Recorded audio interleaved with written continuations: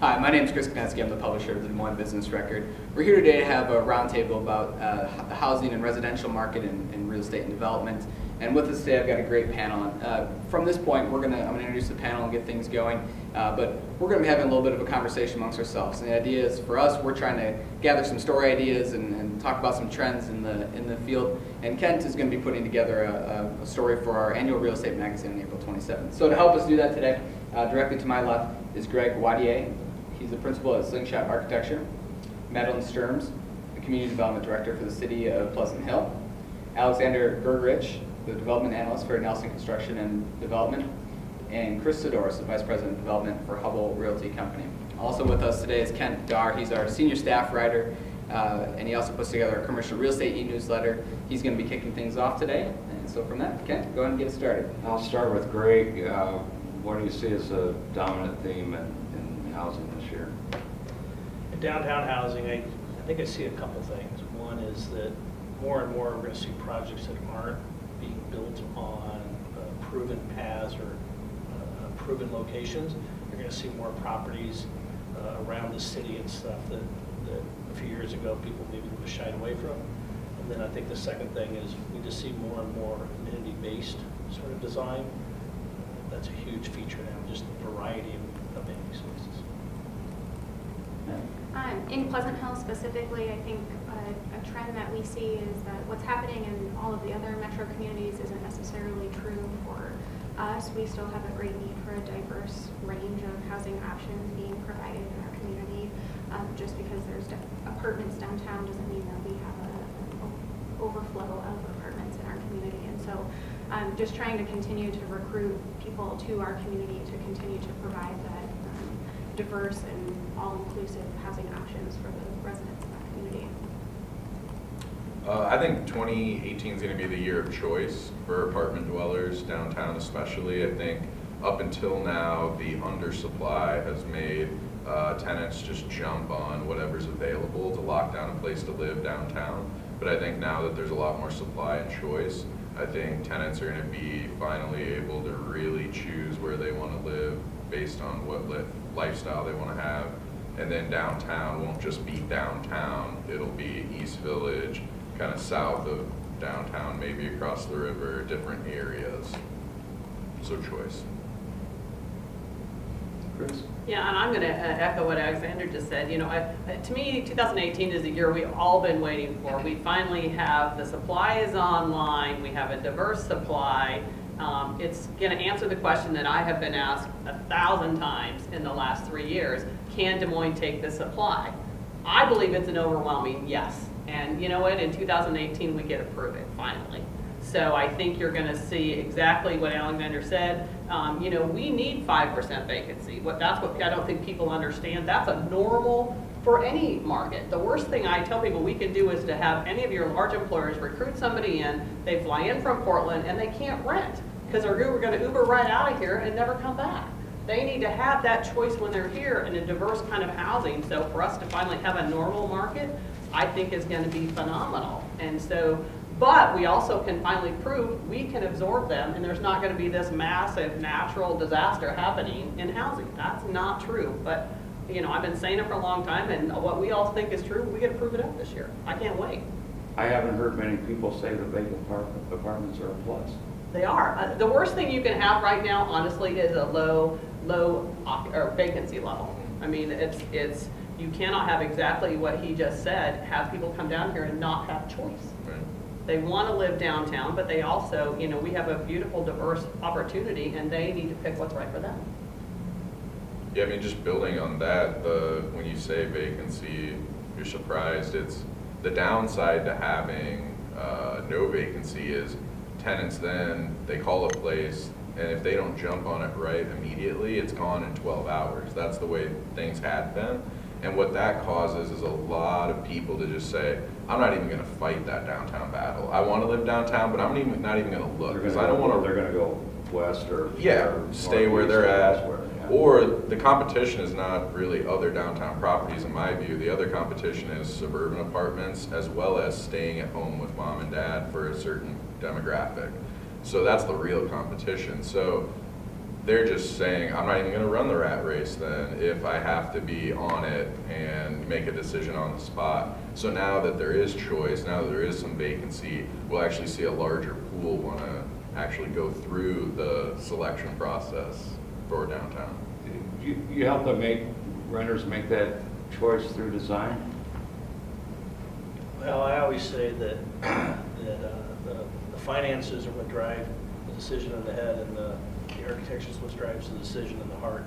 And so, I think it's both, and obviously I have my perspective, but I do think good design sells, good design rents, and whether it's inside a space or outside a space, or how a project addresses its neighbors, or all those things, that's a big deal to people.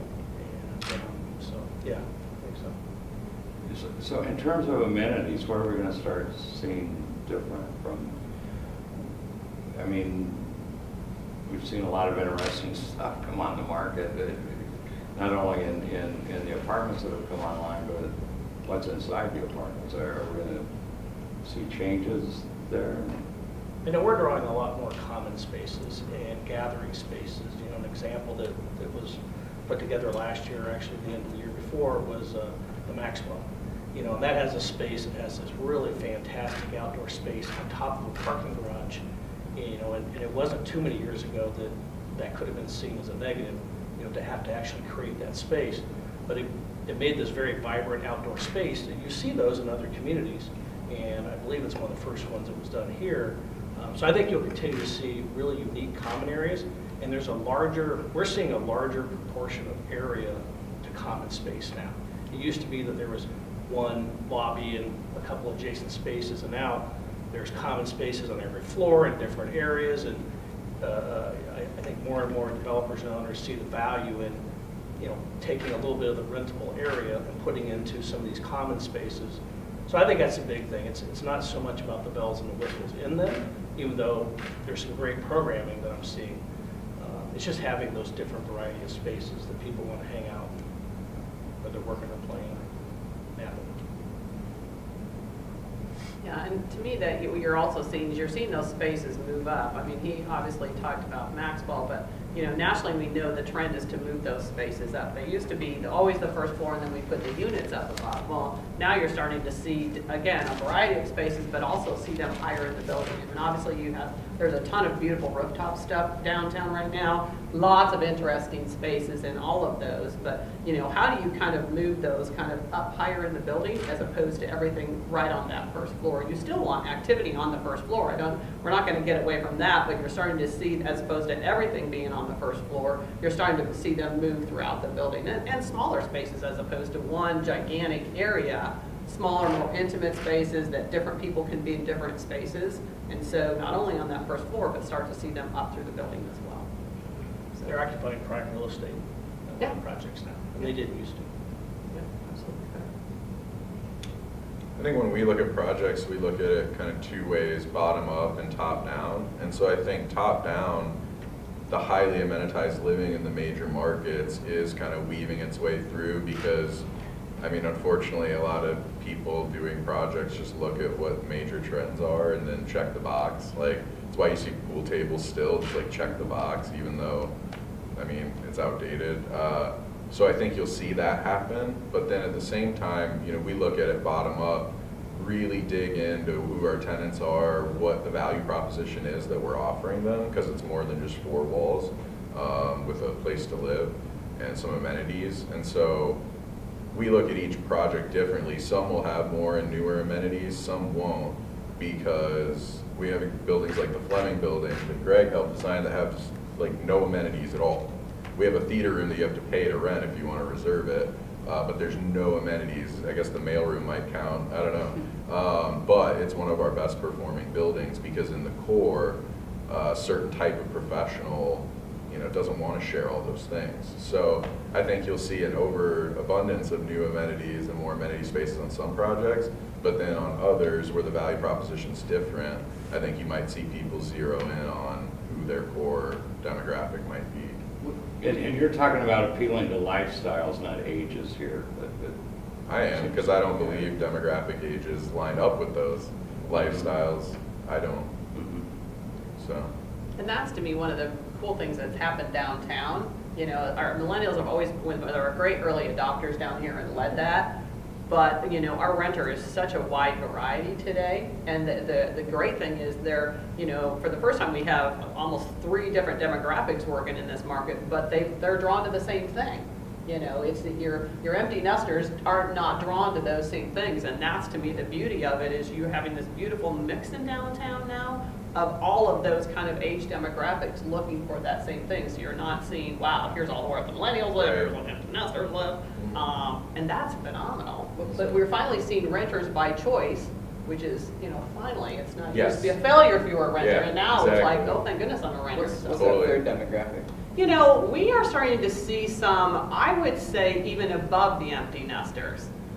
We had, you know, and this is a purchaser we have over our Bridge District project. She's 79. I love that.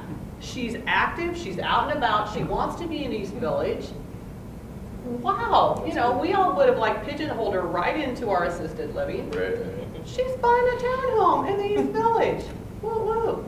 So I just think, you know, we started in the millennials and then like out to the empty nesters, and now you're starting to see us churn up again. So I think it's phenomenal. I mean, the stuff we finally have, we have hit such a great place in Des Moines now. You're starting to hit on so many different areas. So I love that. I'm gotta go meet that lady someday. I'm sure I'm gonna knock on her door. But- Be a feature story. Well, it is Interview. though, but Interview. I think it is. You know, we are starting to get out, you know, you have a 79-year-old that says, I'm going to invest capital in downtown Des Moines. What? Do you think those Right. that millennial demographic, do you think, what's the window on them continuing to rent? Well, I think there's more And than I just know that's one. part of Yeah. the plan with Bridge, you know, with some of the areas where there's the options to purchase, but I'm just kind of curious what that extended timeline looks like. Well, we're grouping millennials together a Right. lot in commentary, but I think within the millennial subset, I think there's really 2 groups within that. Like, I'm an old millennial technically, and I live downtown, like I'm in the range, but I'm very different than the fresh out of college millennial. And so within those 2 groups, I would break it into 2. We see fresh out of college, want the more highly amenitized living, they want kind of a Disney World, urban Disney World kind of living experience. I'm sure they love the renderings of that pool that Blackbird did. But then at the other end, you have now renters by choice that are older millennials like myself, that the amenities aren't that big of a deal, the proximity and the lifestyle and everything and the walkability. And I value not being in a building that's crazy and loud and, you know, goes crazy. So I just think we have to watch our grouping of people together when there's such separate interests. We have to really hone in on. But I think we have to be really good at, we've gotten them down here. Mhm. But we have to say, where they're going? What's their next step? What do they need here? And we've done a great job of the other 2. And, you know, I mean, if you're at that point and you're beyond the dog and you're at the 2 or 3 or 4-year-old, Yeah. what do you need and what have we offered you to make sure all those things that draw you down here keep you down here? And so, well, it is, but Well, that's it. yeah. I don't think we ever envisioned, you know, oh my goodness, you can raise a family downtown. Well, yeah, you can. But how are we being thoughtful about what it's going to take? You know, the schools, the playgrounds, accessible, you know, outdoor spaces, all of those. So we do continue that continuum. And so it's starting to be thoughtful about what those are and understanding what those are.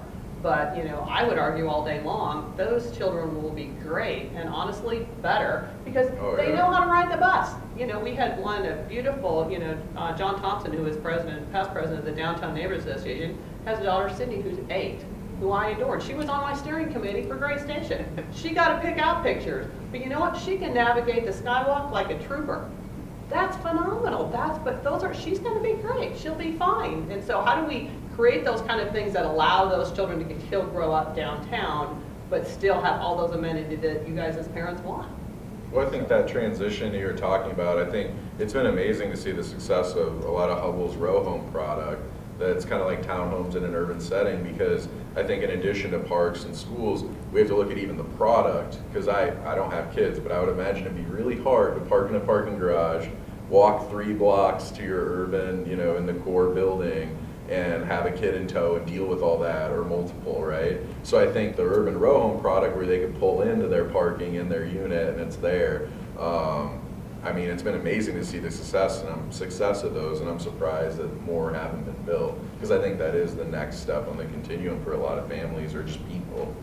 And that's one thing that we're trying to target as a community, is providing, once people have aged out of maybe downtown living, when they have a family, let's provide an entry-level home for them to move to the suburbs. You know, Pleasant Hill is the closest suburb to downtown Des Moines, so let's provide you close access to all of those amenities, while at the same time, you know, if you want to buy your first home in our community, you still have it, you know, access to everything that's downtown that can kind of age out into those, you know, the next step of housing.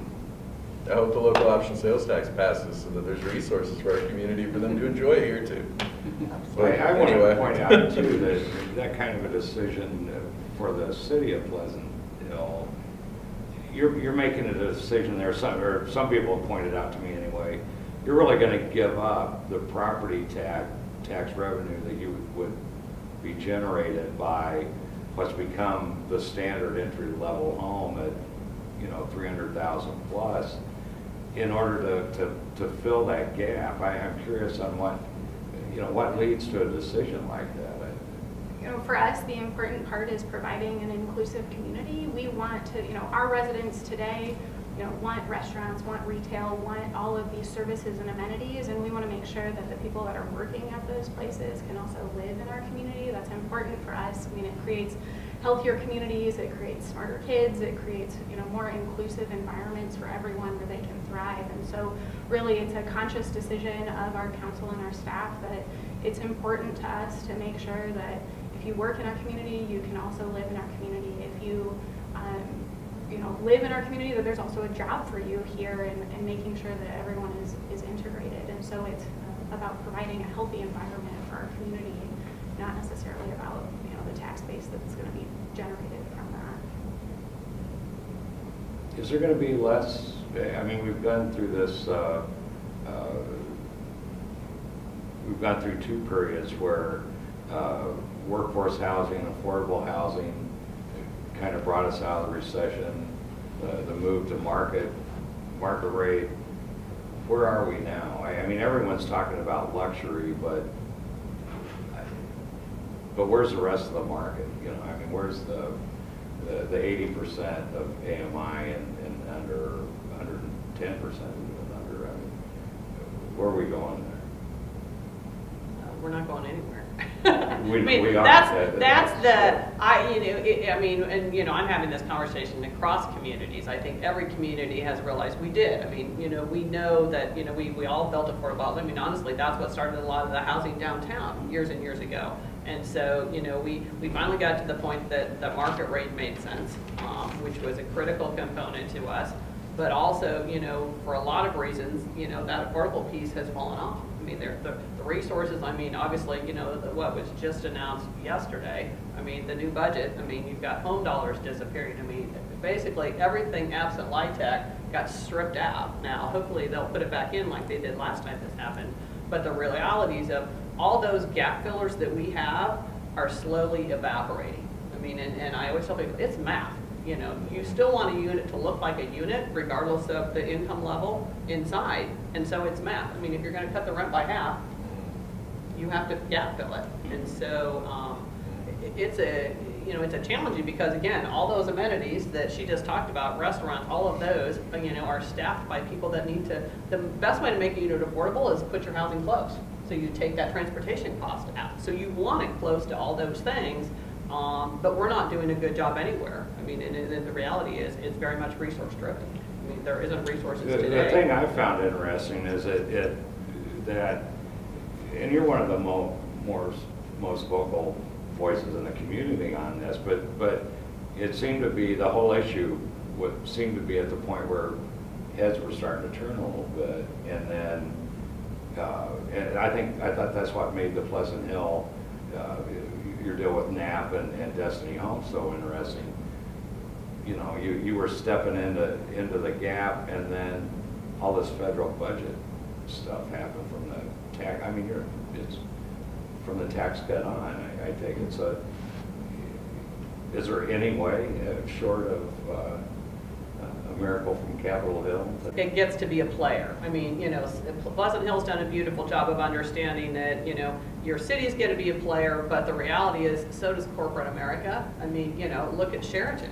I mean, Hy-Vee recognized there's no magic person that's going to show up at Sheraton and put housing in their community. I mean, we're getting calls from across Iowa. How do we put that housing in those communities? So it's everybody is going to come, because there's not this magic federal program that's going to step in. Des Moines, the cities can't write the whole thing. So it's going to be all those things together. But as soon as you start to have people that are bringing those restaurants but can't find workers, okay, so corporate America, you have lots of downtown corporations want to have their workers downtown. Well, if there's no restaurants downtown, so everybody gets to play a role. And this to me is probably the first time, because we don't have all those natural subsidies that we're just going to go get, everybody gets to play a role. And so I think it's working through that and understanding what affordable means. That's probably the biggest thing that get me on my soapbox fast, is that, it's always like the single mom of 2 kids, she's not working, and it's like, oh, no. Tell me what you did today. Because I'll guarantee you met those people on your way in today. You went and got your coffee, you met one of those people. You had lunch somewhere, you met one of those people. You dropped probably your most prized possession off with one of these people today. You handed your 2-year-old over to one of those people. But I always, do you wonder where they live? I had drinks at Louis last night with a friend, and I always ask, I asked the beautiful waitress, where do you live? I'm in Louis out by Jordan Creek. Does she live in West Des Moines? No offense to West Des Moines. She can't. She lives on the near north side of Des Moines. Do you see the private sector, see much movement on this? I think there's starting to be awareness. I hope these guys are seeing it, but I just don't, I'm not seeing the will to act as much. I think we've done affordable projects at the 80% AMI level, and new market rate projects. We're introducing, percentage that also have those rent caps. But so we're doing what we can, with our product to work on affordable. But I think the only question that seems to be asked around affordable housing is, why aren't rents lower? But I think the other flip side to that is, why aren't incomes higher? Because we're building things and reacting to input costs of high construction costs rising, all sorts of energy code compliance, everything. It's an equation that, we're not just raising the rents magically for no reason. And I think the flip side is, well, why haven't wages kept up over decades? Because, it has to be a little bit of give here. We can do what we can on the product side, but something needs to be done about the income side too. Do you think, I'm curious question for you two, do you think that, what if the city of Des Moines were to roll out, I'll call it competition? There have been situations where, I know the city doesn't land bank land, but there are situations where they have some control over some land, and sometimes it's because of, we call tax delinquencies and things, and they'll have land. What if I know there's other communities that have rolled out programs where they say, you know what, we're going to put our actions where our mouth is, and we think affordable housing, and developers and architects could submit competition entries, basically. And obviously the guys there, or the idea there would be that the city is offering some assistance to cover some of those gaps you talk about that maybe aren't coming from the federal government anymore and such. Could we look at the cities to say, hey, this is important, so we're going to roll something out? Yeah, so I would say from our perspective, state code allows a 10-year, 100% tax abatement program that cities can utilize, and so that's what we partnered with sand companies on a project that submitted to IPA for tax credit housing, and that's what we used. And so we have a development agreement with them. So, if they're funded, that we would provide tax abatement to that project, so that we recognize that that is a need, and trying to find a way where it's important for us to fill that gap. And so I guess our message would be, we're willing to partner on projects that make sense, that are filling a gap in our community, and if you bring us a product that we feel is missing, that we're more than willing to be a partner, because we recognize that that's how projects are going to happen.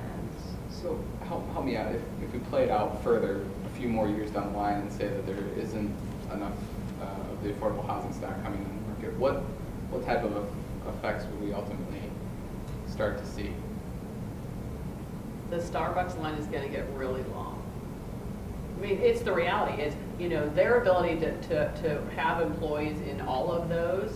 I mean, if you don't have the ability to live close to here, you know, we need population growth, we need wage growth, we need job growth, all of those things. Well, if we don't make it easy for you to live here, you know, how do you, I mean, it's tough enough to hire for any of those jobs today where we're at now. And if we just make it harder, all of those. And so, you know, you say you want retail, you want restaurants, you want theaters, well, you want all those. Well, with all due respect, those are not $150,000 a year jobs. And so we have to be thoughtful as you bring economic development. Housing has to play a role at the same time, because people assume if you do economic development, like the housing just magically shows up. That's just not how it happens. And so that disconnect is continuing, and it's just going to make that rough that much tougher. And so, you know, it's great to see cities starting to have that awareness and understand that the role that they need to play, because you do want all those active kind of things. And so I think Milton Hill's done a nice job of being thoughtful about that and understanding the role that it plays. And that it is, again, part of a vibrant community, and everybody needs to be there. So. But I think you'll start to see the drive to affordability, like instead of previous economic cycles where like lower incomes were in the cities and higher incomes were in the suburbs. I think you'll see that start to flip if you play that out. And then people just lower income people have to commute in. They're going to keep driving as far as they can out to get affordable housing, and then have huge transportation costs in, which then factors into public transit, but the routes just aren't there, that won't solve it, you know, either. So you're going to see compounded problems. The other thing I'm seeing is another couple ways to look at it is, I have 2 children that are millennials, and the one could afford, it was all based on how much you could afford per month. And I can't remember what it was, he's living in Portland, so do the math. And he could afford like $450 a month. So he had a couple choices. You know, one is he works for Nike in Beaverton, and it's fairly expensive around the campus, of course. So, and Portland's worse. So it was go further west towards the ocean, so far away. Well, then there's the travel costs and lots of traffic and issues. The second was get a bunch of roommates, and that was the one he went with. So I'm seeing in some of our projects now, you know, where we're designing more 3 bedrooms, an occasional 4 bedroom, a bunch of 2 bedrooms. So that's another choice. It doesn't have to be about affordable housing. It's just that you have the opportunity to sort of bunk them up. And I think that can work for some people at a certain point in their life. If they're coming out of school, or even if they didn't go to school, they can afford $400 a month, $500 a month, well, times 3 people. Maybe we can figure something out. So I think that's another choice, is looking at larger units. I don't know what the demand is. You guys may know, but that can work. I look at the problem too, but I look at smaller units and like studios or micros, because I think we've just found difficulty in getting roommates more than pairs to really come together. It's just not as efficient, and it just doesn't happen as much. And all social trends are going toward not sharing things, right? So what if you had micros, units, and studios? And so affordability can also be solved through design, just through lesser space. And it's interesting, I think back to the Fleming building and the work that you did with us on that, and then the Des Moines building on how do you make studios that many lesser square feet. That's the power of design. Like 400 square feet in your hands versus 400 square feet in another designer's hands are completely different. Yeah, if you can create a studio that's 400 or less, and when you open the front door, you don't see a bed, that's the key. And that can be done. We've done a couple projects for both of you. But I agree with you. You know, I had a millennial commercial real estate broker tell me just 2 weeks ago that micro is going to be redefined. And I've been in micro apartments, and I wondered how you could redefine that space any more than it already Micro is a has. regional term. You go to Portland, you're 200 square feet, or Seattle. So you got to remember, 450 square feet here, you get 2 or 3 people in that in Portland. So it's a regional term when you say micro. It's like saying all millennials are the same. Right. Sure. it's So not does that go back to the same thing we started talking about, which is those shared spaces that, and I've said this before, is that I'll take less space personally for more shared space or a common room that I could rent out. And so is that continue driving that component? I'm definitely seeing that in other markets. You know, an architect that we love to pay attention to what he does is David Baker. And David Baker's in San Francisco. And without a doubt, they're continuing to do smaller white apartments. Super clean, super simple. No, you know, there's no fancy finishes, but they're nicely designed, nicely done. And then not only are there several amenity spaces, but they're done well. They're done super well. And so I definitely see that in other markets. I haven't seen that completely go that way here. It's like looking through the door a little bit here, but folks still want a really nice countertop and a really nice this and that. And there's other markets that maybe that's what you were saying. Well, yeah. So when I first moved back to Des Moines, I was at Gateway Lofts, and I mean it was a ridiculously cheap rent for the amount of square footage. It was less than $1. And was that 1983? I wish. Right after the recession. It was right after the recession, Yeah. 2010, Yeah. right? And we were there, but there weren't amenities on site. But we had a great big apartment. It was easy to host people over at our house and have people over at our apartment. When we moved, as rents were going up higher, we moved over to Ingersoll Square, and one of the big draws on that front was they had a giant room that you could just rent out for free, and a pool and that type of thing. And so we said, yeah, we actually went and we were reducing our size, reducing the rent costs a little bit, but we were actually getting access to a room that allowed us to still have that component of bringing people over to our apartment, which we wanted to keep. So that piece is something that's always, we moved into a house since, and that's a piece that I miss the most, is that I've got a smaller house, I don't have that capacity. So that's just my little transition period over 5-6 years. So. Flip the tables on it and ask you a question, but you know, my assumption with Gateway Lofts is that what you did enjoy was that it's extremely unique in town and it's concrete steel, very raw architecture. And it was such an open, it was a loft style, so we had an open style. You mentioned John Thompson, he lives there, so there's a lot of live work there too. That works actually pretty well there. So it's found a niche, it's very unique. It was right there in and that is downtown. something we have to be careful of as we head into this next year and future years, is that too many of them don't start looking alike with just different wallpaper on the outside. And that's something you got to be super careful of. I mean, that's a real unique, that's like a brown can. It's just become a unique one-off sort of thing. And it was open space, so we were able to bring people in. And that was the piece that I think was Did you really get lost in the hallway? Yeah. Well, coming home at night sometimes. That's fun. I think the trick too a lot is in those amenity spaces then, though, if they're bigger, how do you make it feel like if you're using it with just like you and a friend or like two couples, how does it not feel like I'm hanging out with everybody else here? I think that's the trick. Well, the other thing too, and you guys should speak to this more, is that what I see in all these amenity spaces is the programming is what makes them. I mean, there's all different kinds of RAN programming and different ideas, and you get your email and you see what's going on this month, and then I'm sure there's open time too, but the programming's really stepped up, the management aspect of it. Lots of ideas. Yeah, I think that's just a principle in general. Like, you know, you can build the greatest thing, but unless you activate it, it's not as useful. Like we did this great pocket park at the Des Moines building, but it's not activated because there's no tenants. That's right. It's like probably the best skate park until we raise money for the regional skate park. But I mean, that's a testament. Like unless you have, in that case, a tenant activating it, commercial, retail tenant, but. Same thing with amenity spaces can be useful, but you amp it up to another level with programming. Yeah. On the luxury apartment conversation is the piece that's always caused me to go, is somebody really willing to pay the $2,000 to $2,500 range $555.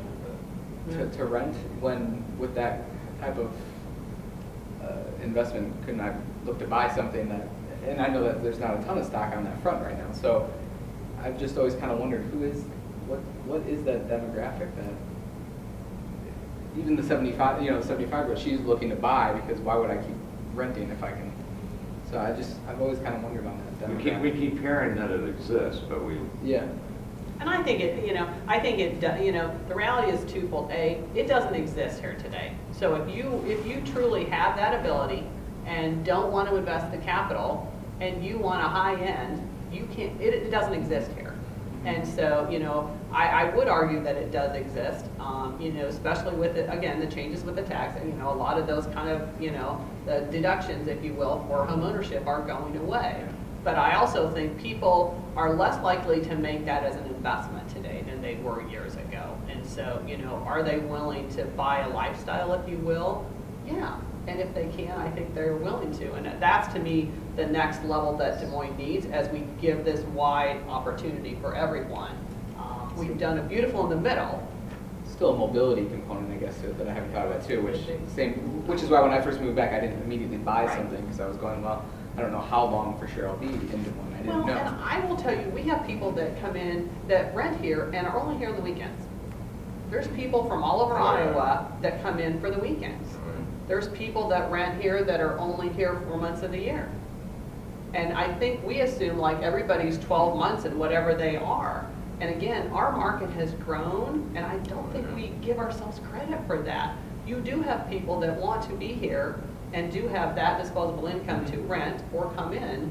And if we're going to continue to grow, I think it's there. Do I think there's 1,000 units of them? No, I don't. No, but I do think there's our ability to do that. And I sometimes don't think we give ourselves credit for that. Right. There is a mindset to, back to my son, I don't know if he would ever own.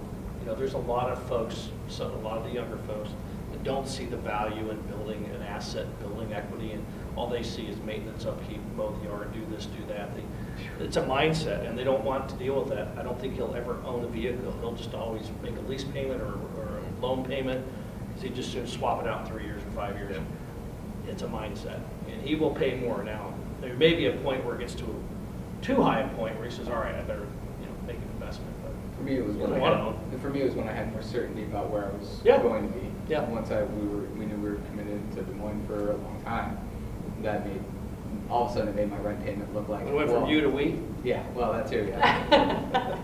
Well, we both moved back here, so it was Gotcha. that component. But once we decided we were staying here, that created enough certainty for me to go, well, okay, but we stayed still close to Des Moines. But when I was looking, that component wasn't. There weren't a ton of options. If I could have gone back in time and known what I was going to do, I would have bought a condo right when I first moved here. I mean, that would have been. I think I remember seeing the brown camp ones over there for $275, $280 at one point. I mean, That's the HOA fee. Right. Yeah. Right. Well, and I think that's part of it. But overall, like all industries I think what people are waking up to is before nobody assigned a value, like a non-financial value to choice and freedom and flexibility. Right. And I think now, after the recession, a whole generation, like I was graduating right in the middle of it from college, I saw how that equity through no fault of what you did to your individual home can get wiped out, right? And so I think we've seen the empty promises or the other side of that story. And then I think people started noticing the non-financial, what they get in a non-financial terms, the value of choice, flexibility. And so that's playing out in real estate, but it's playing out, all the big car manufacturers are looking at new model plans where you just pay Mercedes so much a month. And it's like for 4 months I can drive the C-Class, and then the next 3 months, like I can switch up to an SUV if I want. Like, it's more the value of choice, which is even different than a lease, right? So it's shaking up every industry, so why wouldn't it shake up real estate too? But on the higher end stuff, I think what people have seen though, why there is a demand for maybe that higher end luxury apartment, I agree the question is like how many? Because there's not room for thousands of these kind of units. And it's tough because some of the projects proposed show these units, but there's hundreds of them in a building. But that type of tenant, the one that is willing to pay that much for that, they don't want to feel like they're in this institutional, building with a bunch of other people. And so nobody's figured it out, but the condo HOA fees are out of control. So we're seeing people switch to renting then that are like, I never want a condo again. Right. because I'm paying as much in the fees every month as I would like rent on a studio apartment sometimes. It's unreal. So I think we have yet to explore that. There's a market there. It's just not huge, you know. Hubbell's having great success on for sale townhomes, and you're getting set to try condos, right? But that's the difference, I think. With townhomes, you don't have as much of a monthly fee because you don't have all that indoor space to take care of and all these other shared fees. So sorry, that's what condo is what I'm indicting, I guess. Whereas that's why another reason the row home product's so great, I think. Yeah, and that's what I think, you know, we've done a beautiful job in the rental piece, and I think we're seeing that kind of naturalize. But again, what's that next step? How do we allow ownership component to come into downtown? And how do you have someone that wants to make it a capital investment? And so, you know, we have had, you know, great success. I mean, obviously Bridge District is a little higher end, but we're almost through the first phase of that, which is 44 units. But again, you know, how do you come back with a level that's just below that, more, you know, closer to Artisan Row, you know, the Second and Grand project. And that's really, I think, where you're going to see our Great Station neighborhood go, is, you know, so you have that ability to have that ownership piece in a neighborhood, in an urban walkable neighborhood. Does the next phase of Beyond Link, beyond the multifamily component, does the next phase at Great Station, is it for sale townhomes? It is. Or is it the condo Nope, thing? it is for sale townhomes. You will see that roll out, in the next 30 days. What price point? You know, I we're know really that's trying really to, we're trying to stay, you know, right in that, you know, 275 to 4, you know, to try and give you know, we know where that sweet spot is. You know, Artisan Row is a prime example. There's 27 units there. That was all pre-sold before we finished it. You know, Bridge District is the same way. We're selling those, again, at a higher price point. But the reality is, if you want to purchase in downtown Des Moines, your choices are limited. It's back to when you first came to rent. And so to the extent, again, we can give more ownership opportunities in downtown. You know, to me, again, you're having someone that says, I'm a partner in downtown development, and I believe in the future of this, that I'm going to take my cash and make it a capital investment in downtown. So that's, to me, positive. You have that much positive response to what's going on in downtown. You're willing to make a capital investment.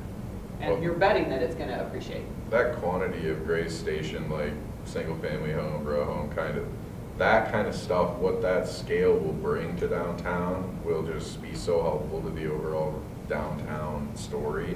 It's unreal. I mean, retailers will look at those density and just pure quantity figures better, or closer, and it might hit their hurdles. We've been lucky to get Hy-Vee with that project downtown with all those incentives, but I think when you start adding mass, that's when those things start to happen on a market basis too. Is it going to be hard to keep that price point at that lower end, given the potential for the demand and construction costs, which I know? Well, and if you look at the overall, we put a lot of different price points in. It's where that piece is actually starting in the actual physical plat, but it graduates up to some zero lot line single family stuff too. Because we have 2 parks that are set in there, and we have some units that actually front the park. And so the goal is to really, again, you know, exactly what Madeline said, how do you have that diverse neighborhood even within that urban space? Because the last thing we need, again, is all the same. You want a good, but I can't write a 300 stroke right away. You know, how do I get in as an ownership? But also, you know, I'm going to argue, I want, you know, again, the empty nesters, or what are those, you know, again, active adults that want to be downtown, but they're done. They're done with the, you know, the kids are gone. They're done in the suburbs, but you know, they want to get on their bikes. They want to go across the Great Station, come down to Farmers Market. So we envision a very diverse neighborhood down there. What are you seeing just overall on the single-family home component, looking at pricing on that front? What's going on? We kept hearing about, we're hearing about construction costs, of course, and then land prices and those things driving the initial, for any new building stuff, up really high. So I wonder, obviously, your project is kind of responsive to that to a certain degree. So what if you guys could talk a little bit about what you're seeing on that front and how that might relate back to this? Well, so one of the things that we at the city try to do to respond to that, back to what Kris said, everyone being a partner, and so at the city we try to recognize that we want to have a predictable process so that when a developer comes forward to us, that you're not delayed going through it. So the NAP project, Peters Ridge, that went from, they came and had an initial concept and their preliminary plat was approved in like 60 days. And so that's what we're trying to do, to be a partner to help reduce those costs so that you're not waiting on approvals, that you know that you can move forward and know that the project is actually going to happen. And so that's, I guess, one way that as a city we can be a partner to help bring some of those costs down so you're not sitting on fees and those types of things. But that's how we're trying to be a partner through recognizing that those costs are not, they're one of the other things that we have a really great tax abatement program. We have every project that, every residential or commercial project qualifies for a 5-year graduated tax abatement program. So, it's automatic, it happens right away, so that's something we feel can be competitive to help bring those costs to a point that, There's something that I don't understand here, though. Interest rates are still low. Tax abatement programs are in place.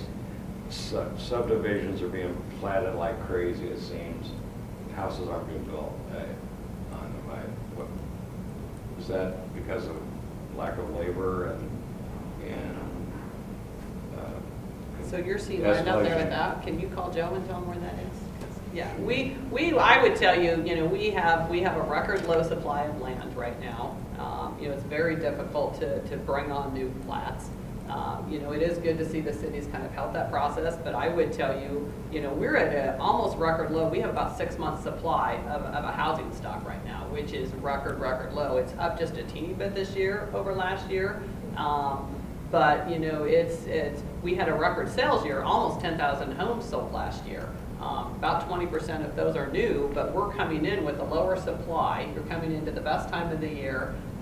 You have seen interest rates jump a teeny bit. I think you'll see them wean up just a little bit. I mean, the volatility right now, with rates. But we're seeing we had another record year for Hubbell Homes last year, and I would anticipate us doing that same thing this year. But I would argue it's limited by construction costs and supply. I mean, the labor shortage here has not changed one iota. It's only gotten worse. And the problem is you have construction costs outstripping everything. You have wage growth, job growth, and so it's not getting any better. I think you're continuing to see a strong demand, certainly western suburbs, downtown. You're starting to see it come around, obviously to you guys, to Altoona. But there's nothing on the horizon that says that's going to get better. If construction costs all of a sudden turn down, everything else is going to be bad too. So, is there a chance that the general population is repeating some of the purchasing homes at a price above what their means might be? I don't know.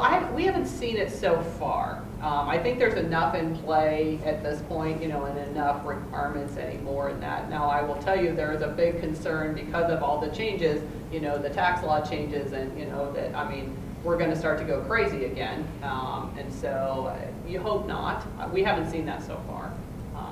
But I think there's just a concern that you're seeing that construction costs really take off again, without, and when you have construction costs of 10 to 12%, and probably the max wage growth is maybe 3-4, you can do the math. So it's a concern going forward. Yeah, there's just not enough supply of labor, and it's unreal. I think it's really cool what Des Moines Public Schools is doing in Central Campus and some of those programs to try to maybe get rid of the stigma around a blue-collar job, but they're well-paying, and we need those people. Those opportunities are there, but it's just, nobody's making a dent in that problem at all. Is it affecting your construction schedules then? Oh, Yeah, unreal. Cost, schedule, everything. Quality, even if they get it done for that cost and on time, it's not as good. Quality, it's every element is hard to really stay on top of. So I just read an article talking about the potential for infrastructure, an infrastructure deal on the federal level, and about the possible negative and consequences of that. When we already have a challenge with construction workers, if that's generally something that's done to accelerate the economy. Correct. So would that actually be a pretty Yes. negative thing on the home building? Yes. It would be bad. Yes. Yeah. Yes. It's not WPA or we're- That's exactly we're what I doing thought when I was Right. reading that yesterday. I Right. thought, no. But it isn't just the government either, though. It's also some of these big projects, like all the data centers, Yeah, we've are heard that too taking in all our- the drywallers, MEP engineers, or I mean, contractors, like everything. And even if you don't hire the company that's doing the plumbing work there, that plumber is out poaching all the workers from the person you did hire. Well, It's really hard. More and more subcontractors, I came from that background, my father was a subcontractor, and more of them have few employees. You know, they basically hire crews that are subcontractors to them, and just as you said, they go where the work is or the dollar is, and so just because you thought ABC, whatever, drywaller, could do this or do that, you may get someone completely different the next month, and so that's extremely difficult to manage as well. You don't know what you're getting. The land component is interesting too. You said shortage of land, and we heard that in our land roundtable. And at first, that seems so counterintuitive to a certain degree. I think maybe that was when we were talking about industrial, maybe. Well, But- no, I mean, there are definitely people in the suburbs, but who've been sitting on land for a long time that are starting to throw a lot of platted properties on paper, and that's really what I was referring to. But you still don't see the level of construction that you would think that activity would. If you need to go out and buy new land, I think you'd have a really difficult time doing it. You do, just because land prices are so high, you know, and the inputs are so high to all of that. They get to the point they just don't make financial sense. And so that's what's somewhat limiting that, you know. Of course, you know, we're flat and we're green and you could go crazy out there. But again, those costs have gotten so high on an acre basis, they just don't make sense. So we've got about 10 minutes or so left. Is there something we haven't talked about yet on this front that would be good for us to keep talking about? One of the things I think is very exciting about Des Moines, and I really, really understand, it's like in other communities, is our core is really strengthened, and we have a great core. But what's really exciting for me is the immediate adjacency of not only neighborhoods, but also projects that are getting built adjacent to the core. Like I said earlier, that a few years ago, you may not have thought of that area. And so I find it very exciting that we're sort of expanding out. I mean, for instance, I loved it the other day when I heard Eagle View Lofts, which is on 6th and the river, and people will refer to that area as the market district sometimes, and they said, no, this is part of the East Village. And I was like, yeah, you're right. Why do we have to make another area?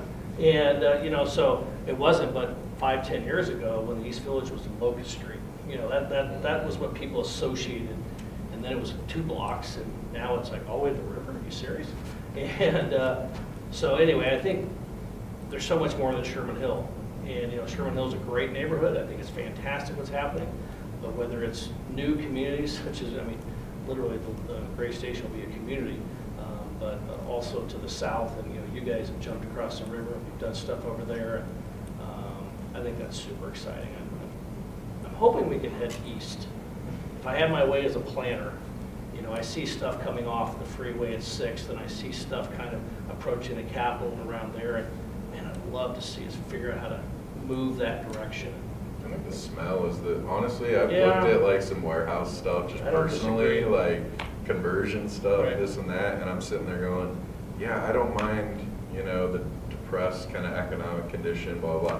The smell from those rendering plants, It's horrible. I don't understand how Kemen is, you know, like just growing and attracting workers there. They must not smell They don't bad. go outside. I don't know. Okay, yeah, then that's the case. But I agree with you. I mean, Beachy Flats, what's cool is the ripple effects too of that development. Like Beachy Flats was just on the other side of the riverbank from Eagle View. It's right across from Mullet's. Mullet's they added pizza, they said, because of all there's another project nearby too from where we're at. Graziano's added sandwiches. Yep. The gas station did a renovation, like facelift, because they said they knew so many Look at people that. were coming. I mean, it's really neat. To Me and Sons is open an hour or two later every night now because of that, they said, and it's really neat to see all of that actually happen. So, Yeah, I think we'll creep up Indianola, I think so. yeah, that would be nice, I think.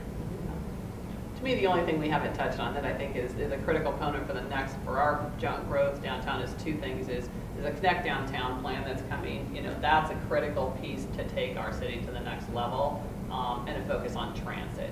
You know, we have not, and still to this day, do not do transit well. And if you're gonna have all these conversations we've had around affordability, that type of thing, we have to do transit better. There's an expectation as people come into our community that we do it better. And so that needs more focus. But the Connect Downtown, you know, all those kind of pieces, you know, and Jeff Speck's one of my favorites, and I still remember when he came, he's like, you have all these great pieces, you just need to hook them together. And so how do we focus on making all of those pieces, making it easier to walk, get around down through here, and really take that vibrancy to a next level? My only watch for on that, though, is I think the problem is even though we're recognizing we need to work on transit, let's say, we're applying the 80s, 90s methodology and mindset of transit. And so... What do you mean by that? Yeah, so I think the challenge is we look at, I think one thing we have to watch for that we do too much as a community is we look at things in other cities and we say, we need that, and we just import it. And we don't think about, okay, how can we adjust it? How is it different? So an example would be fixed route buses. Like, if we really want to make a move on transit, I gave up my car 3 years ago and I Uber around. I live and work downtown. I take the bus. I try to be the change. And it's really hard for me to advocate for transit because it's so poorly run as an agency and the fixed route system. And I'm sorry, just the way that all the trends are going, like, people don't want to wait, 20 minutes or the uncertainty, But when I look at Uber, it's like, is there a hybrid model there? Kansas City, I think, did a pilot project, essentially like, Uber kind of, but a transit system doing it. Because the truth is, we're never going to be able to afford all the fixed routes we need for the services. So we got to think different. I was just having the same exact thought about if you call your bus. In other words, you schedule your bus route. Yeah. I mean, I don't know. That's what was in my head. I was thinking that Oh, same yeah. thing.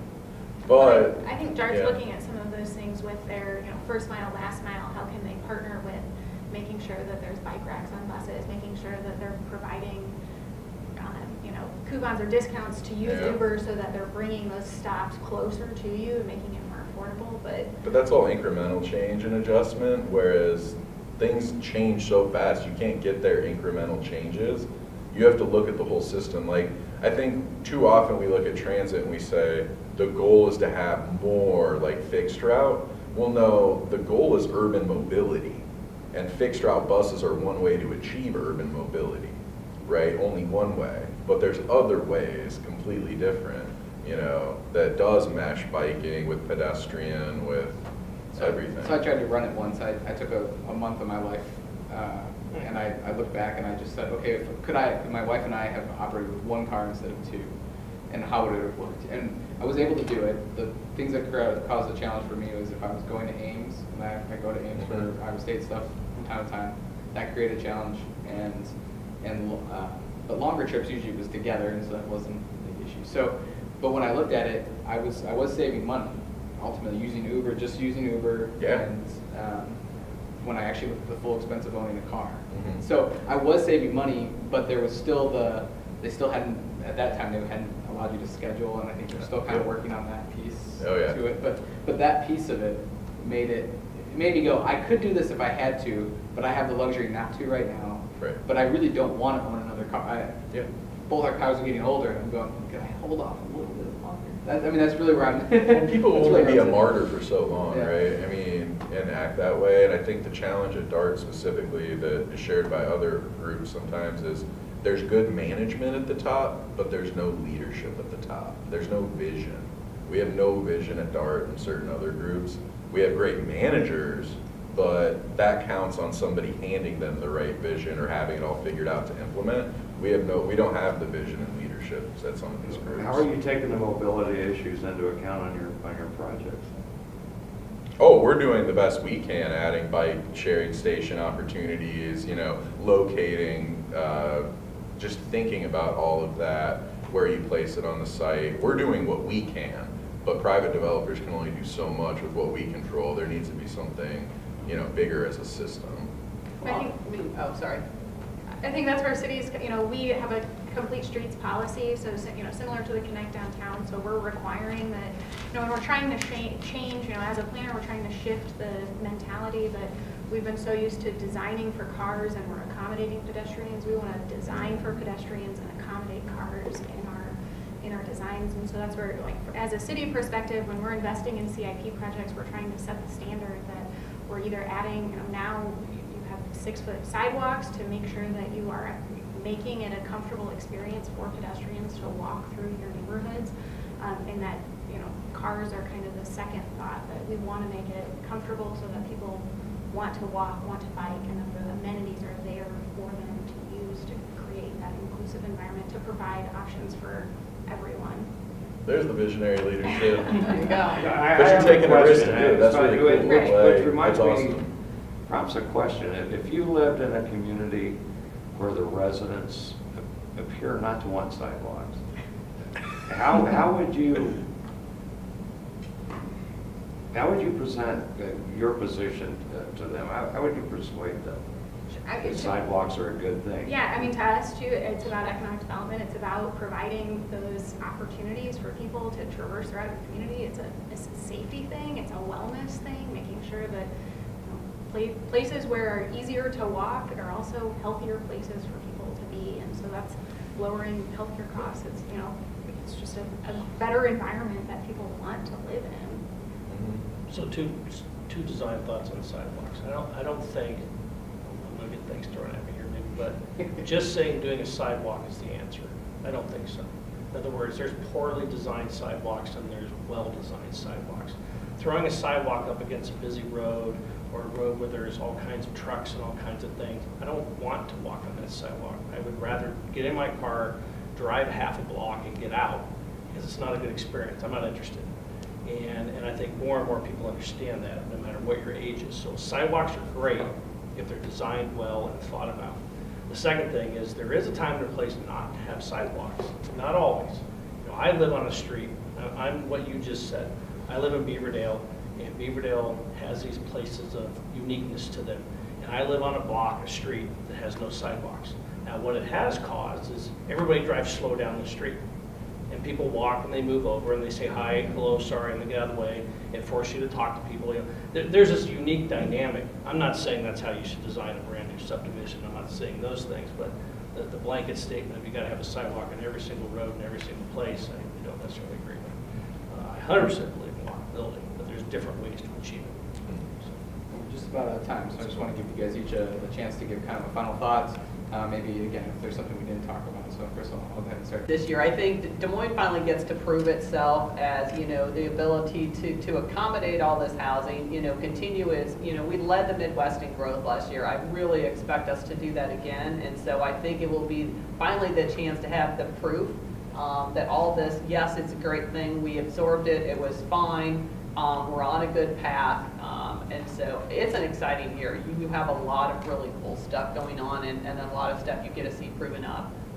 Fun. Yeah, I'm excited about this year as well for the same reasons. I think probably the only thing we didn't touch on, I think there's a missing middle housing component that hasn't really been explored here. I think we have a lot of the smaller scale urban row home stuff and a lot of the bigger, larger unit count projects, but we don't really have kind of the in-betweens. I think it'd be really interesting to see how that development moves into neighborhoods, like fourplexes that look like houses. I think that's where, if we're gonna keep going, kind of fill in the gaps and color in between the lines, then to fill it in, I think figuring out those economics are really gonna be a challenge, but one that's worth digging into. No, we really see a great opportunity with the projects that were proposed last year that we hope to see actually get constructed this year. But there's really been a great interest in starting to provide some of that missing middle housing, and really we're interested in being a partner, and we're willing to help in any way that we can if we bring, you know, new and unique projects to our community that we see are filling a need. And so we're hoping that that helps stand us apart from some of the other cities so that we can bring that to Pleasantville. think a huge topic we didn't touch on today is the new zoning ordinance. So we have a new zoning ordinance that I think will be approved this spring. And it has massive changes in the way we will go through the process. It also has massive changes in the way we approach planning and zoning of properties. I sit on the planning and zoning board, and I'm still digesting it. I'm still understanding it.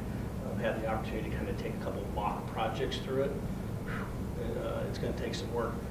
The positive is I think we're talking about what I would refer to as basically a hybrid of zone-based zoning. And I think that's going to be really exciting. I think there's some good things that are going to come out of it. But it'll be challenged.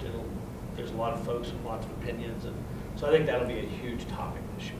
Huge topic. To our audience, thank you for watching today. If this spurred any thoughts or ideas for story ideas, our best story ideas always come from our audience. So Kent Darr's information will be up on the screen. Feel free to reach out his way. We're always looking for great story ideas. And to our panelists, thank you again for your time today. Appreciate it. Good.